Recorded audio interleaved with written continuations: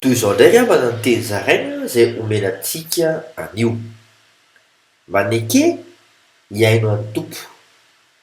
Maneke hiaino an'ny tompo satria te hiresaka aminao izy. Araka ny voasoratra ao amin'ny Genesisy toko faha 6:1-2 amin'ny anaran'i Jesosy hoe: ary Andriamanitra niteny tamin'i Israely tao amin'ny fahitana no ny alina ka nanao hoe: ry Jakôba aho, ary eo kosa izy inty aho. Te hanome teny fikasana lehibe ho an'i Jerosalema anao mantsy izy.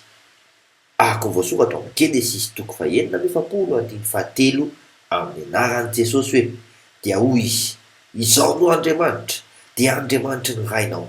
Aza matahotra hidina any Egypta ianao, fa ataoko firenena lehibe any ianao.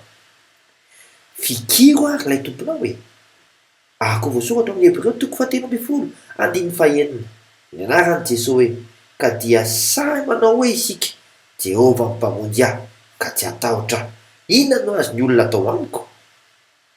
Aza manahy fa ombanao sy ny taranakao ary ny firenenao amin'ny fomban'i Kristy. Manam-pioana tompoko.